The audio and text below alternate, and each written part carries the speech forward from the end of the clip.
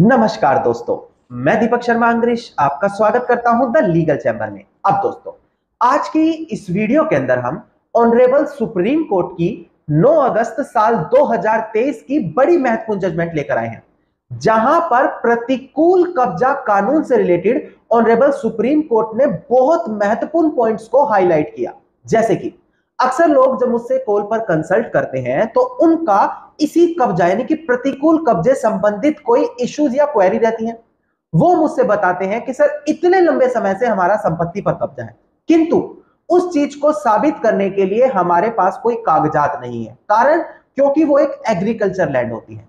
ऐसी कंडीशन में क्या अगर हम अपने अड़ोसी पड़ोसी की या फिर गांव वालों की मौखिक गवाही दिलवा दे तो वो कानून में एक्सेप्टेड होगी? जी हाँ, यही चीज ऑनरेबल सुप्रीम कोर्ट ने क्लैरिफाई की है कि अगर एक प्रतिकूल कब्जे से संबंधित केस कोर्ट के सामने आता है और सामने वाली पार्टी या तो मौखिक गवाही दे रही है या फिर केवल एलिगेशन लगा रही है जिससे रिलेटेड स्ट्रॉन्ग एविडेंस उनके पास नहीं है, तो वो प्रतिकूल कब्जे के तहत संपत्ति के मालिक नहीं बन पाएंगे। और बहुत बड़ा झटका दिया है प्रतिकूल कब्जा धारक को ऑनरेबल सुप्रीम कोर्ट ने इस रेलिवेंट जजमेंट में।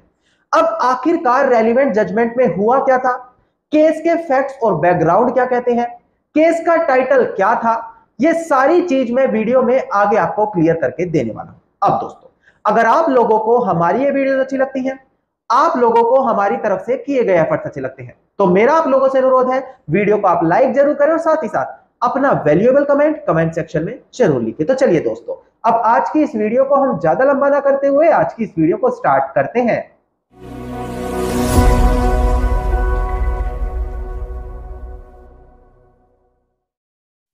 अब देखिए दोस्तों, सबसे पहले वीडियो की स्टार्टिंग में मैं आपको क्लियर कर दूं कि अगर आपकी कोई लीगल समस्या है, आप लोग हमारे थ्रू पर्सनली कंसल्टेशन यानी कि लीगल एडवाइस लेना चाहते हैं, तो डिस्क्रिप्शन में आप लोगों को एक नंबर दिया है, उस नंबर पर आप कॉल करके अपनी कॉल बुक कराकर भी डायरेक्टली हमारे थ्रू कंसल्टेशन कर सकते हैं। अब दोस्तों, हम बढ़ते हैं अपनी आज की वीडियो की ओर।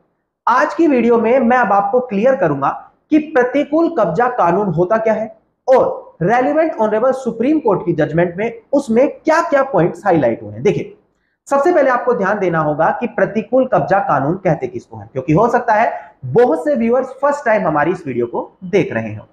देखिए दोस्तों, अगर आप आर्टिकल 65 शेड्यूल 1 लिमिटेशन एक्ट या फिर सेक्शन 27 ऑफ लिमिटेशन एक्ट पर नजर डालते हैं, तो वहां पर निर्धारित है कि अगर एक संपत्ति का रियल ओनर, जिसके पास संपत्ति का मालिकाना हक है, उसकी संपत्ति पर कोई अदर पर्सन आकर कब्जा कर लेता है, तो जो प्रॉपर्टी का रियल ओनर है उसको एक लिमिटेशन टाइम के अंदर, एक समय सीमा के भीतर उस कब्जे को खाली कराना होगा या फिर कब्जे को खाली कराने के लिए कोई लीगल एक्शन लेना होगा, कोई लीगल रेमेडी अपनानी पड़ेगी।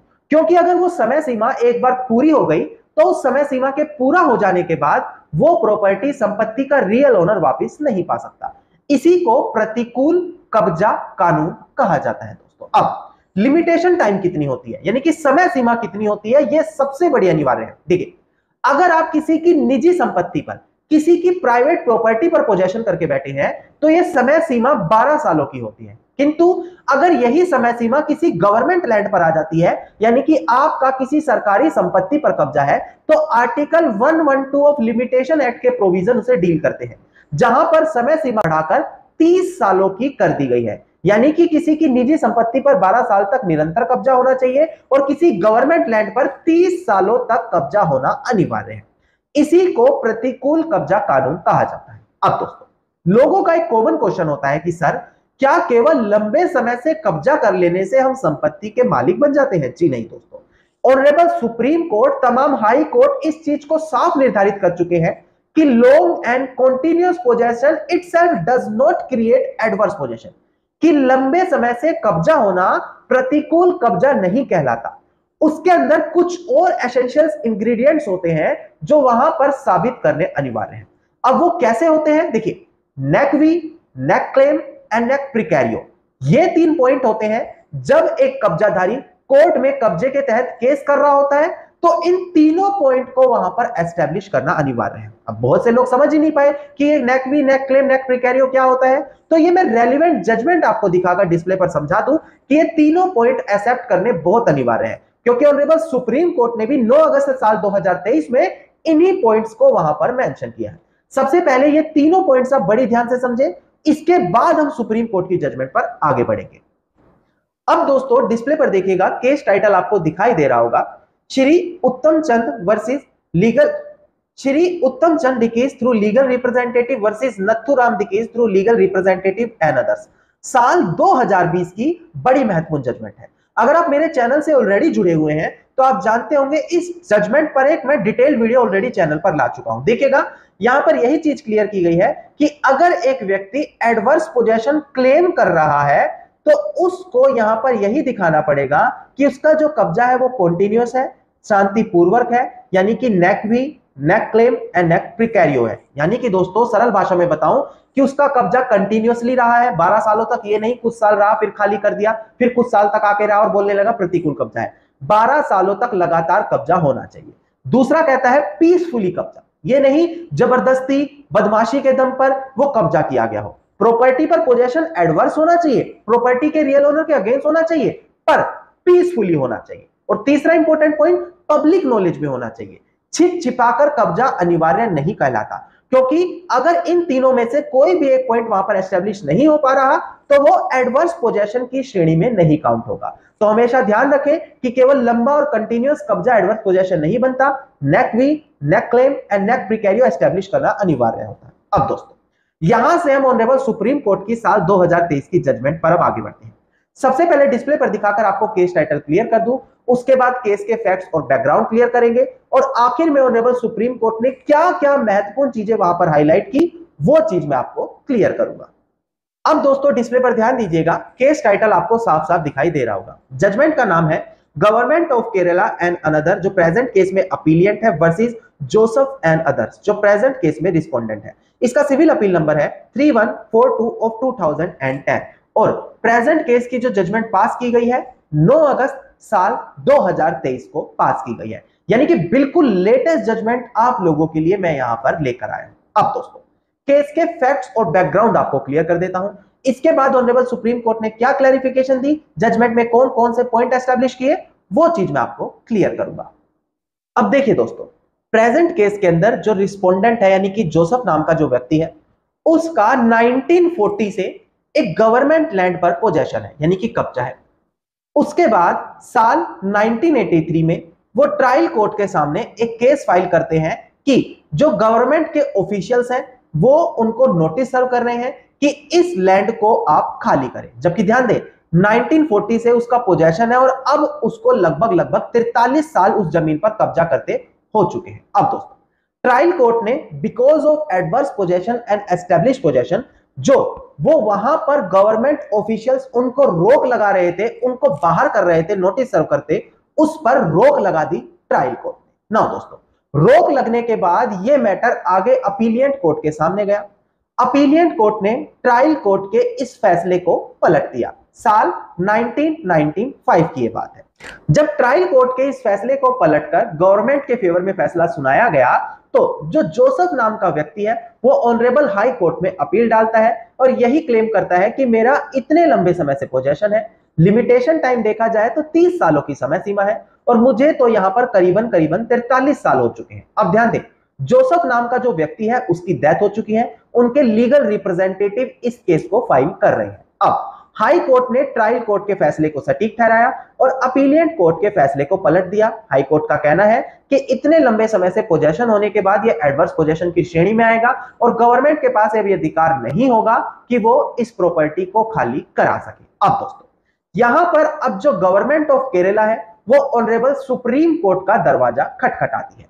अब यहां से वीडियो आपको बड़ी ध्यान से देखनी होगी। और एक चीज और, आपने ध्यान दिया कि जो मेन पोजेशन होल्डर था यानी कि जोसेफ नाम का व्यक्ति था, उसकी डेथ हो चुकी है, उसके लीगल रिप्रेजेंटेटिव की तरफ से केस डाला गया है। तो बहुत से लोग क्वेश्चन ये भी करते हैं कि सर हमारा अगर दादा परदादा के समय से कब्जा है तो क्या जब से वो कब्जा कर रहे हैं वो डेट मेंशन करें या उनकी डेथ होने के बाद जब से हमारे फेवर में कब्जा आया वो मेंशन करें। तो यहां से आपको क्लियर हुआ होगा कि जिस तारीख से आपका कब्जा है वो चीज अनिवार्य होती है। ये नहीं होती कि अगर आप केस कर रहे हैं तो आप कब से उसके कब्जे में आए हैं। जो आपके दादा परदादा के समय से पोजीशन में है वो डेट वहां पर मेंशन की जाएगी। अब दोस्तों यहां से ध्यान दीजिएगा ऑनरेबल सुप्रीम कोर्ट ने क्या क्लैरिफिकेशन दी।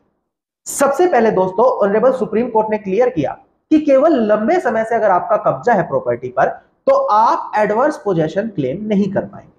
उसके लिए कुछ और एसेंशियल इंग्रेडिएंट्स होते हैं जो वहां पर एस्टेब्लिश करने अनिवार्य है। डिस्प्ले पर आपको दिखाकर ये पॉइंट ऑनरेबल सुप्रीम कोर्ट का क्लियर कर दूं ताकि पूरी तरीके से आपको क्लियर हो जाए। देखिएगा डिस्प्ले पर दोस्तों, ऑनरेबल सुप्रीम कोर्ट ने कहा कि जो पोजेशन है यानी कि कब्जा है मस्ट बी ओपन यानी कि ओपनली होना चाहिए, क्लियर होना चाहिए यानी कि प्रॉपर्टी के रियल ओनर को साफ निर्धारित हो, पब्लिक नॉलेज में हो, कॉन्टिन्यूअस लगातार 12 सालों तक होना चाहिए, एंड होस्टाइल यानी कि प्रॉपर्टी के रियल ओनर के एडवर्स में जाकर होना चाहिए। और यहां पर इसी चीज को यहां पर यही दिखाया गया है, ये नेक्वी यानी कि जो कंटिन्यूटी आ गई, नेक प्लेन यानी कि पब्लिक नॉलेज आ गई, और नेक प्रीकैरियो यानी कि एडवर्स पोजेशन होना चाहिए प्रॉपर्टी के रियल ओनर के अगेंस्ट में जाकर इन denial of title and knowledge. जो चीज मैंने वीडियो की स्टार्टिंग में उत्तम चंद वाली जजमेंट में क्लियर की, वो चीज ऑनरेबल सुप्रीम कोर्ट ने इस जजमेंट में भी क्लियर की कि नेक वी, नेक क्लेम एंड नेक प्रीकैरियो के बिना एडवर्स पोजेशन कभी भी एस्टेब्लिश नहीं माना जाता। इसके अलावा दोस्तों यहां पर ऑनरेबल सुप्रीम कोर्ट ने एक बड़ी महत्वपूर्ण चीज और क्लियर की कि अगर एक इंसान कोई कोग्नेंट एविडेंस नहीं दिखा रहा यानी कि स्ट्रॉन्ग डॉक्यूमेंट्री एविडेंस या कोई अलग स्ट्रॉन्ग एविडेंस नहीं दिखा रहा, केवल ओरल विटनेस दे रहा है। ओरल विटनेस मतलब अड़ोसी पड़ोसी की गवाहियां दिलवा दी, टेस्टिमनी करा दी, गांव के कुछ लोगों की कोर्ट में बुलाकर गवाही करा दी, तो ये चीज कंप्लीट नहीं मानी जाएगी एडवर्स पोजेशन को क्लेम करने के लिए, क्योंकि ये केवल एक प्रकार के बाल्ड एलिगेशन है यानी कि इस तरीके के एलिगेशन जिनका कोई एविडेंस उनके पास नहीं है। तो आप लोगों को डॉक्यूमेंट्री एविडेंस भी दिखाने अनिवार्य है। केवल ओरल गवाही अगर आप दे रहे हैं एडवर्स पोजेशन के मैटर में तो वो चीज आपको बेनिफिट नहीं दिलाएगी। ये चीज भी मैं डिस्प्ले पर दिखाकर आपको क्लियर कर दूं ताकि पूरा का पूरा कंसेप्ट आपको क्लियर हो जाए। डिस्प्ले पर देखिएगा दोस्तों, साफ साफ दिखाई दे रहा होगा, person claiming adverse possession must establish the them through cogent evidence, यानी कि अगर कोई प्रतिकूल कब्जे का दावा कर रहा है तो उसको स्ट्रॉन्ग एविडेंस वहां पर दिखाने पड़ेंगे। मेयर वाग एसेंशन विल नॉट सफिशिएंट, यानी कि केवल ओरल गवाही देना, आरोप लगा देना हम इतने लंबे समय से कब्जे में है तब गवर्नमेंट क्या थी, ये सफिशिएंट नहीं माने जाते। इसके अलावा दोस्तों कोर्ट ने यहां पर यह भी ऑब्जर्व किया कि एक एस्टेब्लिश लॉ है कि जो व्यक्ति यहां पर एडवर्स पोजेशन का राइट क्लेम कर रहा है प्रॉपर्टी पर कब्जा करने के बाद कि मैं बहुत लंबे समय से कब्जे में हूं, यह चीज सफिशिएंट नहीं मानी जाएगी। उसके अलावा कुछ पॉइंट और वहां पर दिखाने अनिवार्य है, जैसे कि आगे दिखाया है एनिमस पोजिरेंडी, जिसका मतलब है इंटेंशन टू पोजेस, यानी कि उस इंटेंशन के साथ उसका कब्जा हो कि जो प्रॉपर्टी का रियल ओनर है वो उसके अधिकारों से बाहर हो जाए, यानी कि जो प्रॉपर्टी का रियल ओनर है उसका उस प्रॉपर्टी से कोई भी लेना देना नहीं रहा जब से उसने संपत्ति पर कब्जा जमाया है। इस तरीके के पोजेशन को एडवर्स पोजेशन कहते हैं, यानी कि वो कब्जा जो प्रॉपर्टी के रियल ओनर के एडवर्स में जाकर किया है। ये सारे पॉइंट एस्टेब्लिश करने अनिवार्य हैं। इसी के बाद एक व्यक्ति एडवर्स पोजेशन को क्लेम करते हुए अपने फेवर में ओनरशिप पा सकता है। अब इन्हीं सभी चीजों को देखते हुए ऑनरेबल सुप्रीम कोर्ट ने जो एडवर्स पोजेशन क्लेम किया जा रहा था यहां पर उसको डिसमिस कर दिया और यही चीज पाई कि केवल लंबे समय से पोजेशन में आ जाने से, केवल ओरल टेस्टिमनी देने से आप एडवर्स पोजेशन के तहत ओनर नहीं कहलाएंगे। धन्यवाद दोस्तों। उम्मीद करता हूं वीडियो के अंदर मिली जानकारी आप सभी लोगों के लिए बेहद ज्यादा लाभदायक साबित होगी। वीडियो के अंदर अगर मिली जानकारी आप सभी लोगों को अच्छी लगी तो वीडियो को आप लाइक, शेयर और कमेंट जरूर कीजिएगा। वीडियो से जुड़ा अगर आप लोगों का कोई भी क्वेश्चन है तो आप कमेंट सेक्शन में मुझे लिख सकते हैं। इसके अलावा अगर आप मुझसे पर्सनली कंसल्टेशन यानी कि लीगल एडवाइस लेना चाहते हैं तो डिस्क्रिप्शन में आप लोगों को नंबर दिया है, उस नंबर पर आप कॉल करके अपनी कॉल बुक कराकर भी डायरेक्टली हमारे थ्रू कंसल्टेशन कर सकते हैं। इसके अलावा अगर आप इसी प्रकार की इंफॉर्मेटिव वीडियोस रोजाना पाना चाहते हैं तो चैनल को सब्सक्राइब करते हुए नोटिफिकेशन बेल आइकन आप जरूर दबा दें।